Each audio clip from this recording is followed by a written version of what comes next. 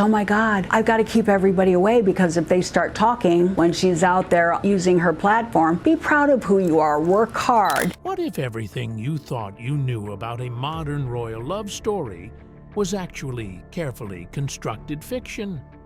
What if the fairy tale had chapters that were deliberately torn out and buried? Today, we're diving into one of the most explosive stories the monarchy has tried desperately to keep hidden. Prince Andrew is allegedly ready to speak. I don't think that we can ever have peace with my family unless the truth is out there. Meghan Markle is reportedly in crisis mode, and King Charles has made a decision that changes everything. But before we get there, you need to understand something crucial. This isn't just about one person's past. This is about power, protection, and the lengths an institution will go to preserve itself. Are you ready? Because once you hear this, you can't unhear it. The double standard. Let's start with a question that nobody seems to be asking. Why was Prince Andrew destroyed while others with alleged connections to the same world walked away untouched? Think about it. When Andrew's ties to Jeffrey Epstein became public knowledge, the response was swift and brutal. Titles stripped, royal duties ended, public humiliation on a global scale. The palace showed no mercy, and rightfully so, given the serious allegations involving Virginia Giuffre. But here's where things get strange, disturbingly strange.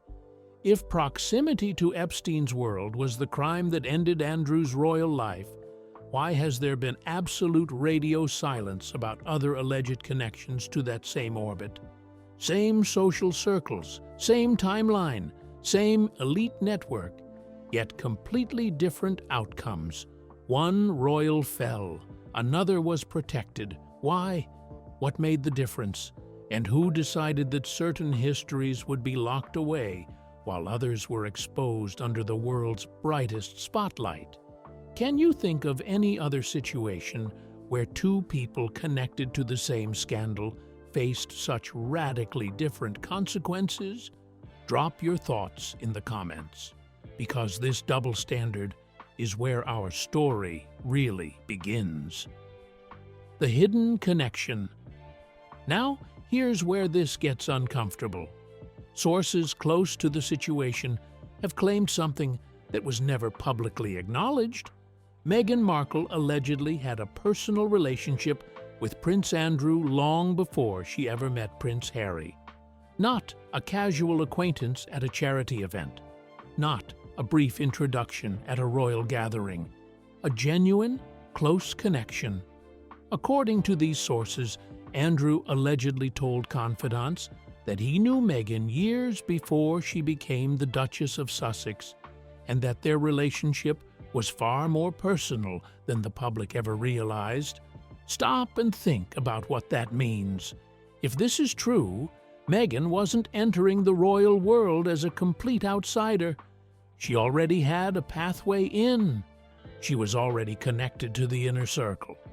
This raises questions that have never been answered. How did they meet? When did their alleged relationship begin? How close were they really? And most critically, why was this information never disclosed when Andrew's scandal exploded? If Meghan had ties to Andrew, and Andrew fell because of his associations, why wasn't she questioned? Why wasn't her history examined?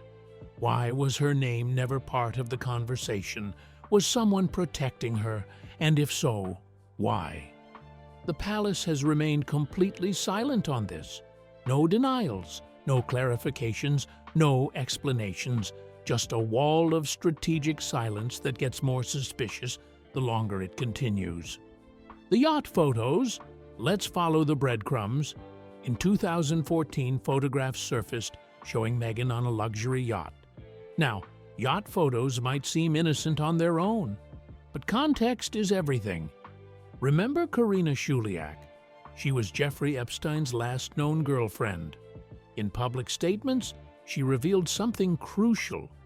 The only times she traveled on private yachts or planes were when she was with Epstein.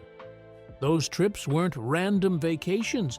They were part of his private world, his controlled environment, his inner circle. Now connect the dots. Meghan appearing on yachts in the same era.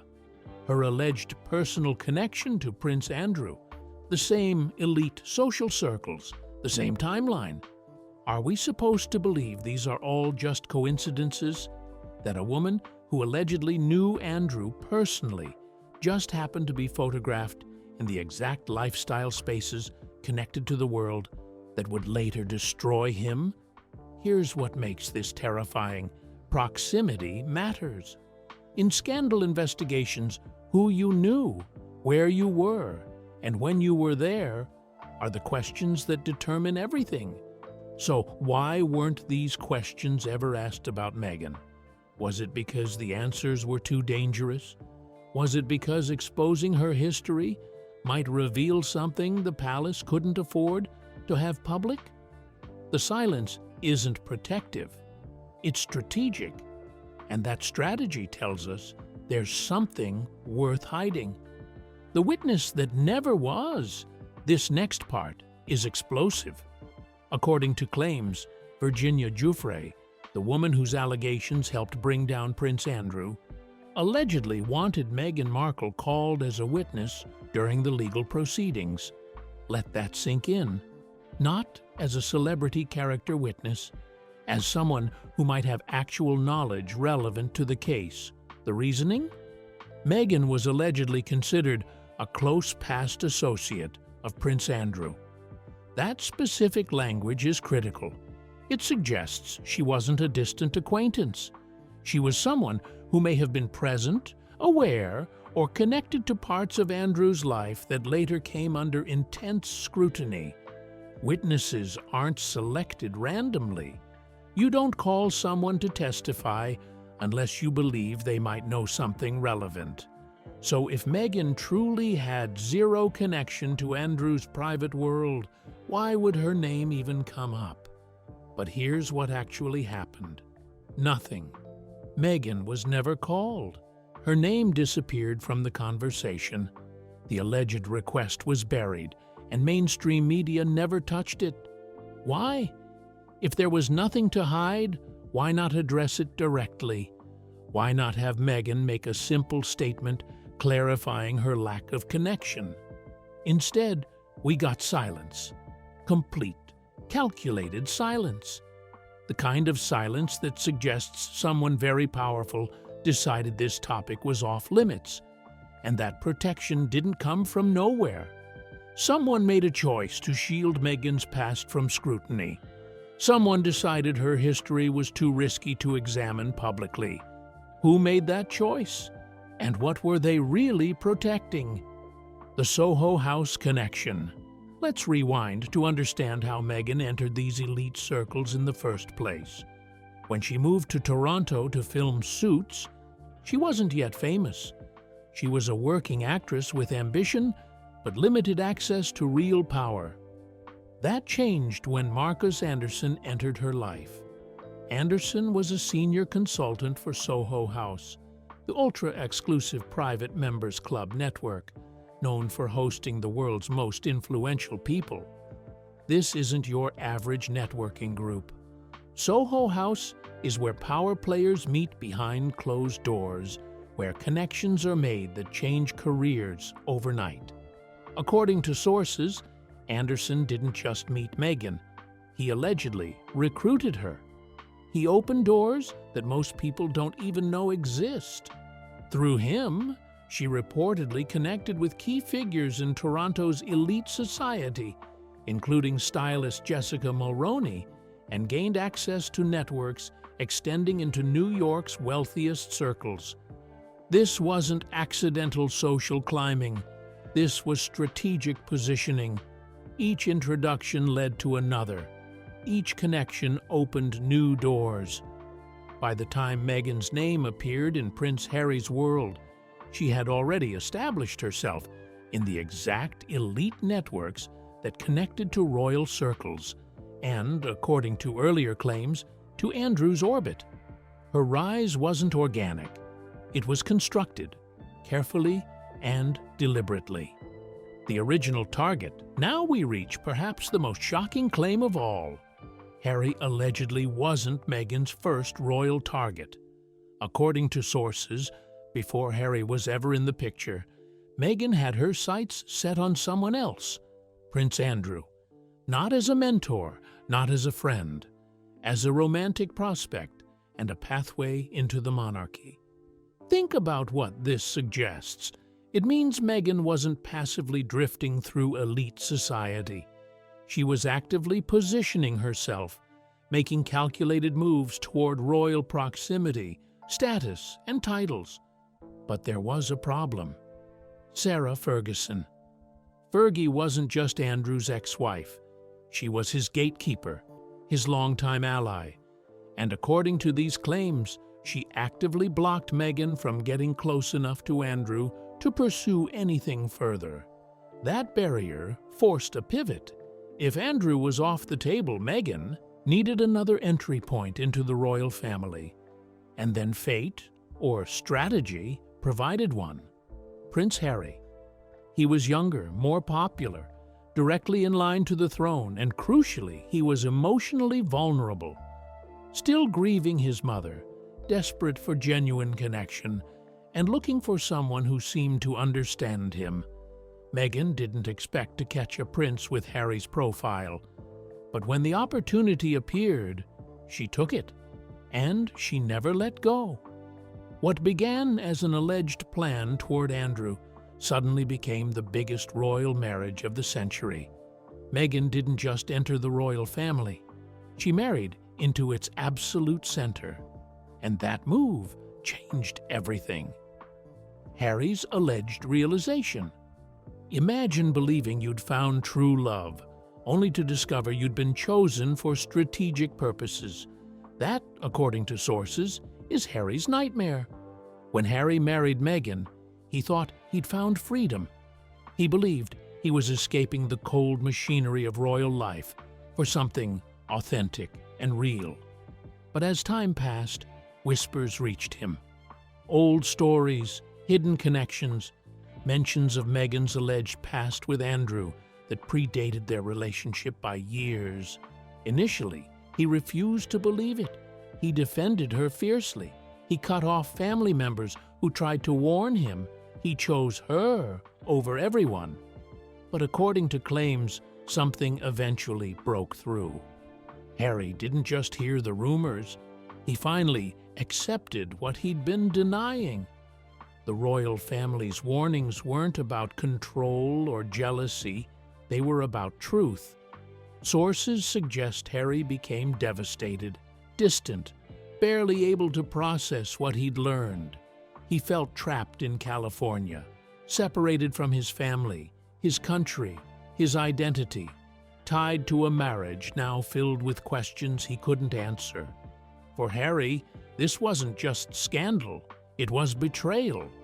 Because if Meghan had connections to Andrew and had originally aimed for Andrew instead of him, then Harry wasn't chosen for love. He was chosen because he was useful. That realization, according to these claims, shattered him completely. How would you feel if you discovered the foundation of your marriage might have been built on deception? Is there any coming back from that?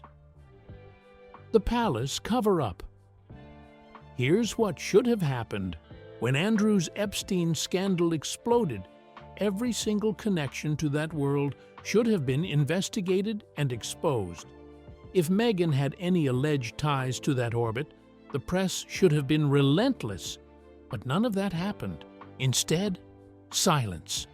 Total, calculated, strategic silence. Why? According to sources, the palace had three catastrophic fears. First, Harry's mental state. If the truth came out publicly that his wife had alleged hidden connections to the same world that destroyed his uncle, it could break Harry completely. The monarchy couldn't afford a prince, collapsing in front of global cameras. Second, a second Epstein explosion. If Meghan was tied, even tangentially, to the orbit that took down Andrew, the scandal could dwarf the first one. The monarchy could face institutional collapse. Third, structural embarrassment. If the public discovered Meghan's alleged past connection to Andrew and the palace had allowed her in anyway, they would look reckless, incompetent, and dangerously careless about who enters the royal family. So, instead of exposure, they chose protection. No statements, no investigations, no questions. Meghan was shielded not because she was innocent, but because exposing her could burn the entire institution. The palace built a wall of silence, and behind that wall, the truth was locked away. But silence only works when everyone stays quiet. And there's one person who has nothing left to lose: the timeline that doesn't add up. Before we get to Andrew's alleged revenge, let's examine something that's been hiding in plain sight. The timeline of Meghan and Harry's relationship doesn't quite add up the way we've been told. The official story is that they met in July 2016, set up on a blind date by a mutual friend. A chance encounter, a spontaneous romance. Two people from different worlds who just happened to find each other. But look closer at the pieces we've already discussed.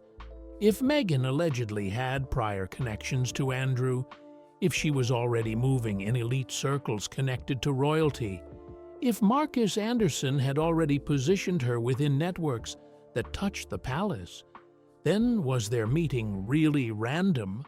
Or was Harry identified as the perfect target long before that blind date ever happened? Consider the circumstances. Harry in 2016 was at a vulnerable crossroads. He'd struggled publicly with his mental health, the trauma of losing his mother, and the pressure of royal life. He'd broken up with Cressida Bonus and Chelsea Davy, both women who ultimately couldn't handle the royal spotlight. He was lonely, searching for meaning, and desperate for someone who seemed to understand him without wanting to change him. Enter Meghan. An actress, yes, but also someone who'd spent years positioning herself in exactly the right circles. Someone who knew how the game was played. Someone who, according to sources, had already attempted to connect with one prince and was allegedly ready to pivot to another. Was Harry the consolation prize? Or was he the bigger prize that just took longer to access? Think about how quickly things moved once they met. Within months, Harry was completely captivated. Within a year, they were engaged. Within 2 years, they were married and expecting their first child. For a prince who'd been notoriously cautious about relationships, this was remarkably fast. Some might call that true love. Others might call it strategy executed perfectly. And here's what makes this timeline even more suspicious: the people who supposedly tried to warn Harry. According to reports, William had concerns, Catherine had concerns. Even the Queen reportedly wanted Harry to slow down. But every warning was dismissed as jealousy, racism, or institutional resistance to change. What if they weren't trying to control Harry? What if they actually knew something he didn't? The Megxit strategy. Now let's talk about what happened after the wedding, because this is where the strategy, if there was one, started to become obvious. Meghan entered the royal family in May 2018. By January 2022, barely 18 months later, she and Harry announced they were stepping back from royal duties and moving to North America. The announcement shocked the world and allegedly blindsided the Queen. But was it really a shock? Or was it always the plan? Consider what Meghan gained by those 18 months: the title of Duchess, global name recognition, association with one of the world's most famous families, a platform that instantly made her one of the most talked about women on earth, connections to Hollywood, media, and entertainment power players. and most importantly, independence from royal oversight. She got everything she needed from the institution, then walked away before the institution could fully control her. Think about the timing. Just as scrutiny was intensifying, questions about spending, alleged staff treatment, tensions with family members, suddenly they were gone. Relocated to California, where Meghan had the home field advantage, where her networks were strongest, where the British press had less direct access. From a strategic standpoint, it was brilliant. They maintained their titles and their fame while shedding the responsibilities and the supervision. They could monetize their royal connection through Netflix deals, book contracts, and speaking engagements while claiming they were victims of an oppressive system. And Harry, still reeling from what he believed was institutional cruelty toward his wife, went along with everything.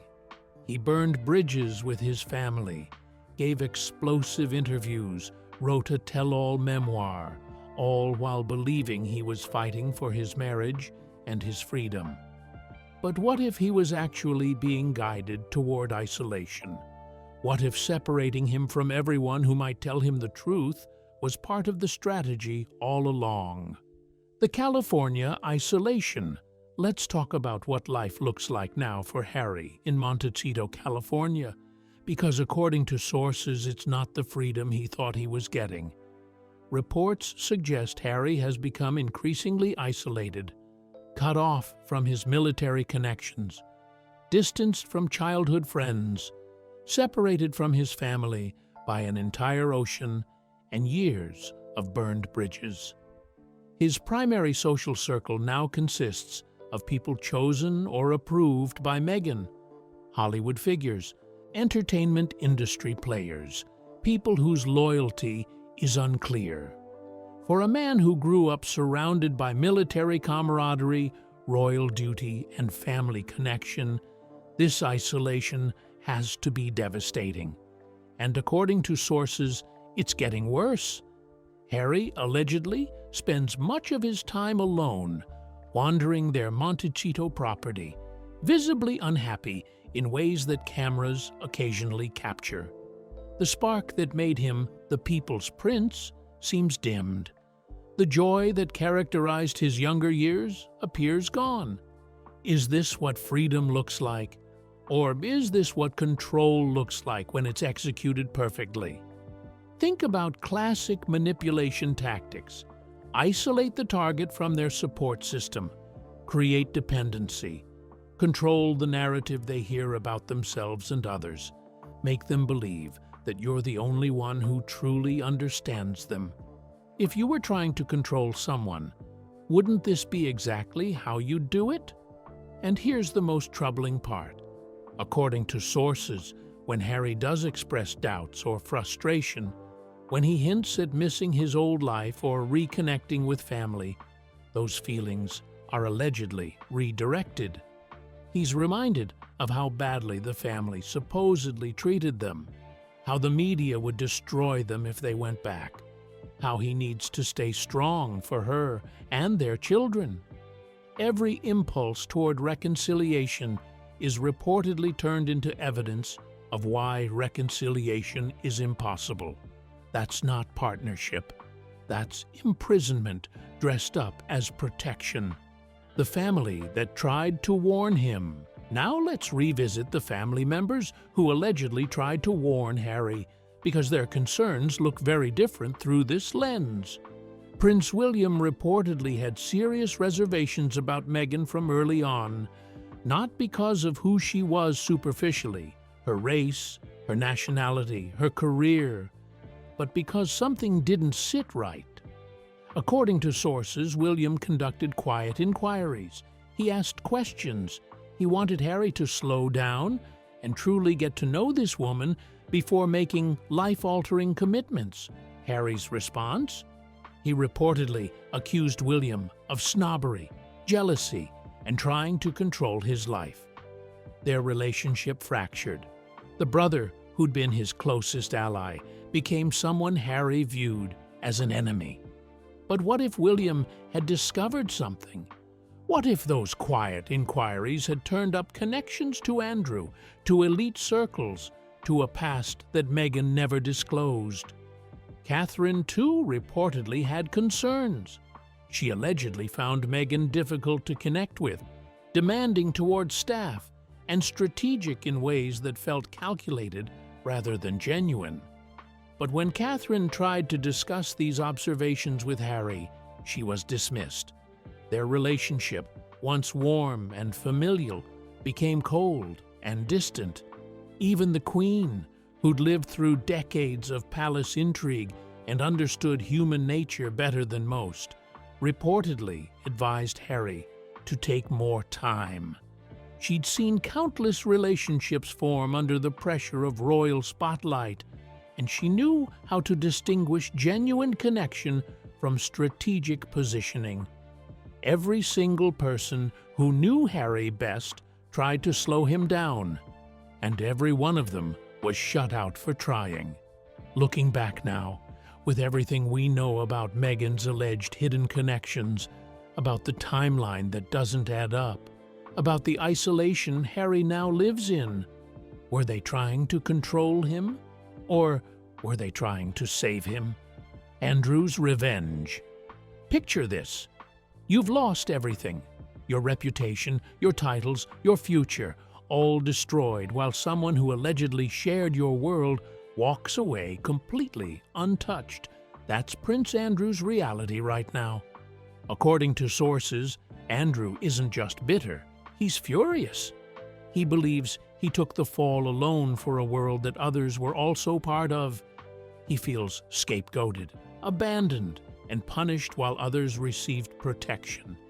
And now, sources claim he's ready to talk, not out of justice, not out of principle, out of resentment and revenge. He's allegedly ready to leak everything he knows about Meghan's past, her connection to him, and the hidden chapters the palace has kept buried. And he's not alone. Sarah Ferguson is allegedly aligned with him, along with Princess Eugenie, who reportedly also holds pieces of this puzzle. For the first time, the danger isn't coming from outside. It's coming from within the royal family itself. A man silenced for years. A man with no future left to protect. A man who could detonate the truth with a single interview, a single statement, a single leak. But here's what makes Andrew's alleged threat so credible. He has nothing left to lose and everything to gain by bringing Meghan down with him. If he's going to be remembered as the disgraced prince forever, why should Meghan get to keep her Duchess title and her Hollywood deals? Misery loves company. And Andrew has been in misery alone for too long. According to sources, Andrew has documentation, photographs, messages, evidence of connections that were never publicly disclosed. He's allegedly been sitting on this information for years, partly because the palace convinced him that silence was in everyone's best interest, and partly because he hoped his cooperation might lead to some form of rehabilitation. But that rehabilitation never came. The palace used him as the sacrificial offering to protect the institution, and now Andrew realizes he was never going to get anything back for his silence. So, why keep quiet? Fergie's role. And then there's Sarah Ferguson, who plays a much more interesting role in this story than most people realize. Fergie knows the palace game better than almost anyone. She lived it, survived it, and was ultimately pushed out of it. But unlike Meghan, she maintained relationships within the family. She stayed close to Andrew. She remained connected to her daughters. She never fully burned the bridges, which means Fergie has access to information from both sides. She knows what happened behind closed doors. She knows who Meghan really was before Harry. And according to sources, she knows exactly why she blocked Meghan from getting close to Andrew years ago. It wasn't jealousy, it was protection. Think about that. If Fergie, who was never accused of being overly territorial or controlling, felt the need to actively block Meghan's alleged approach toward Andrew, what did she see? What did she recognize that made her take action? Fergie understands women who use royal proximity for personal gain because she's been accused of exactly that herself. She knows the playbook. She can recognize the moves. And when she saw Meghan allegedly making those moves toward Andrew, she shut it down. But now, with Andrew backed into a corner, and their daughter Eugenie allegedly also frustrated with how the situation has been handled, Fergie is reportedly ready to speak up. Not to defend Andrew's past actions, those are indefensible, but to expose the double standard that destroyed him while protecting others. And Fergie, unlike Andrew, still has some public goodwill. People might actually listen to her. Eugenie's position, Princess Eugenie's role in this story, is particularly fascinating because she was once allegedly close to Meghan. They were photographed together, seemed friendly, and there were even suggestions that Eugenie might have been part of the setup that led to Harry and Meghan's introduction. But something changed.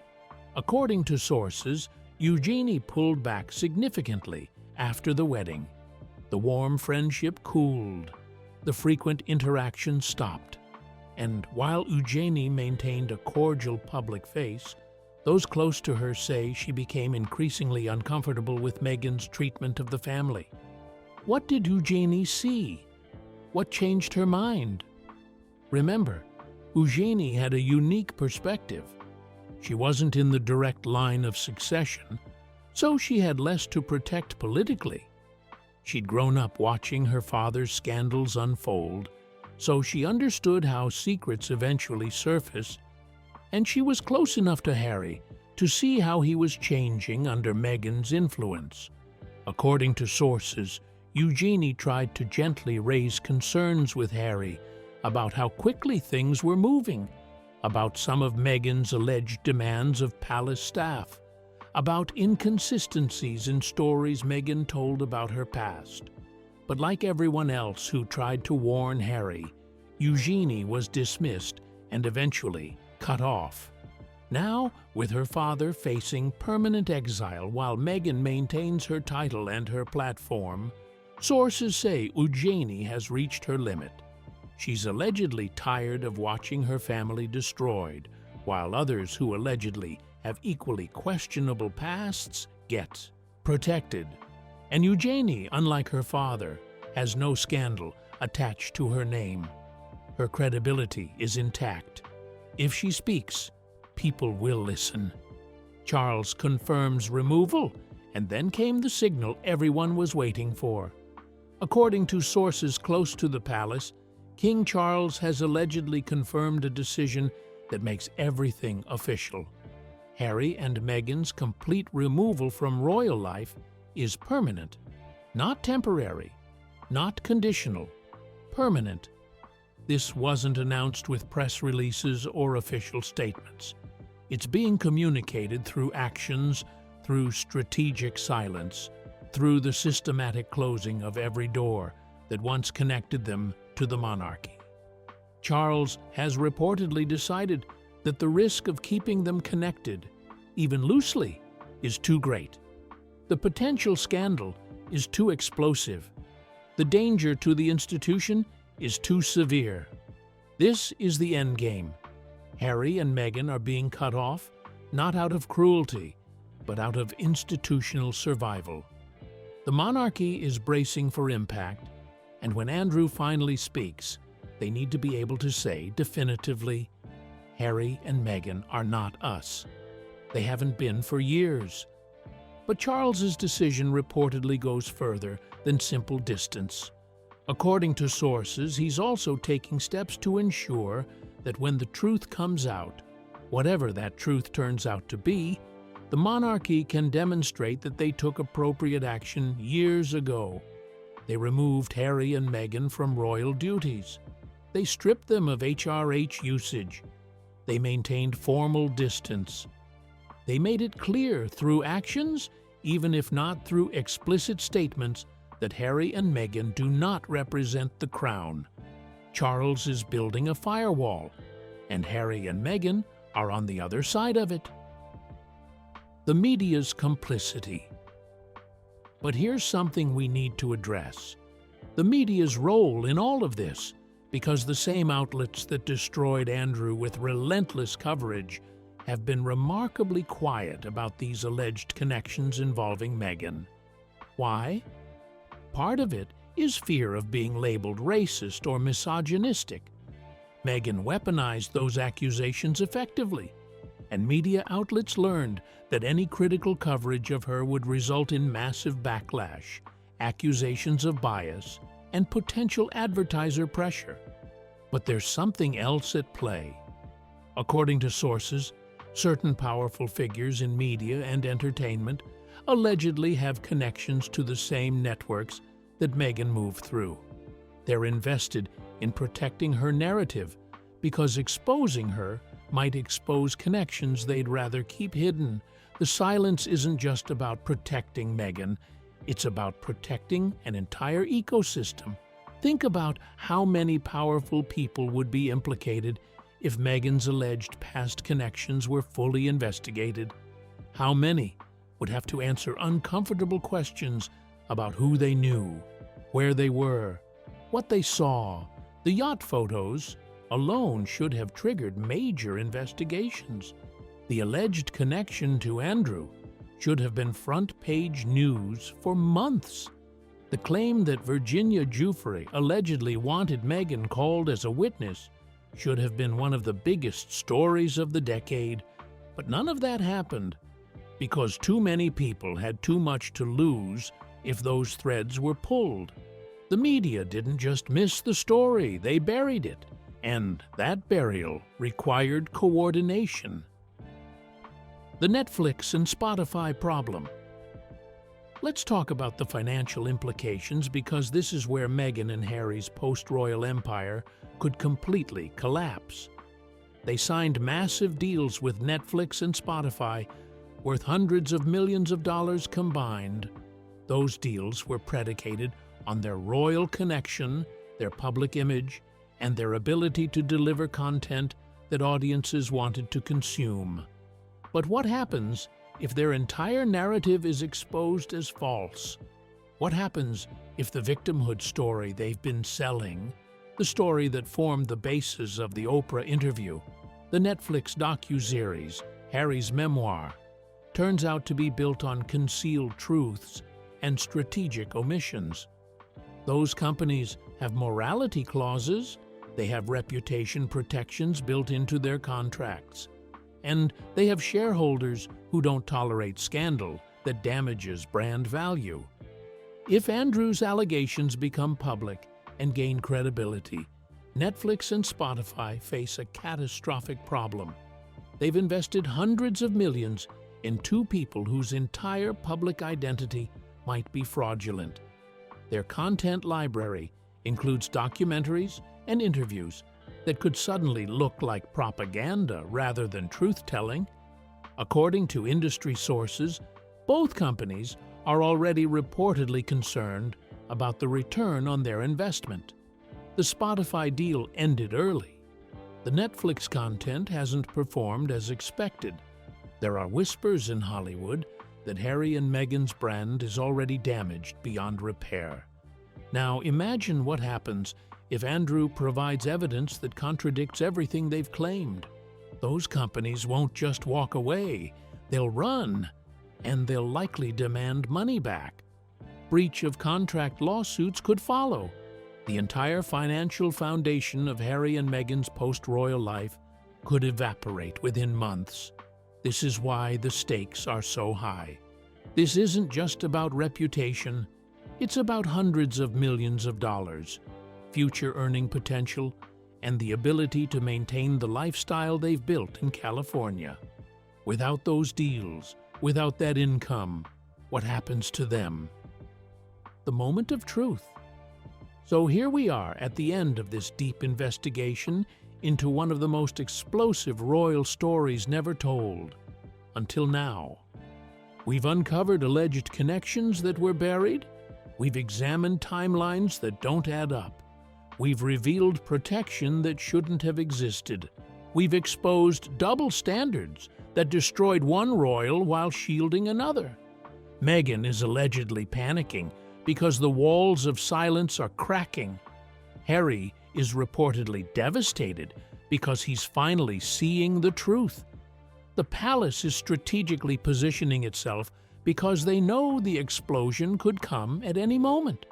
Catherine is leading because the institution needs strength. And Charles has made his decision because he has no choice if the monarchy is to survive. And somewhere, in the shadows of his reduced existence, Prince Andrew sits with information that could rewrite everything we thought we knew about the modern royal family. The only question that remains is this: what happens when a man who has lost everything finally decides he has nothing left to protect? Will he speak? Will he be silenced? Will he negotiate? Or will he simply fade away, taking the secrets with him to his grave? We don't know yet, but we're watching, and we'll be here when it happens, because this story isn't over. The silence can't hold forever. Truth has a way of surfacing, no matter how many powerful people try to bury it. And when it does surface, when the first crack appears in the wall, everything will change in an instant. The fairy tale will shatter. The victims will be vindicated. The manipulators will be exposed. And the institution that tried to protect itself by protecting the wrong people will have to answer for those choices. So let me ask you one final time. What do you think happens next? Do you believe Andrew will speak? Do you think Meghan's alleged past will be exposed? Can Harry be saved from the isolation he's living in? Will the monarchy survive if the truth comes out?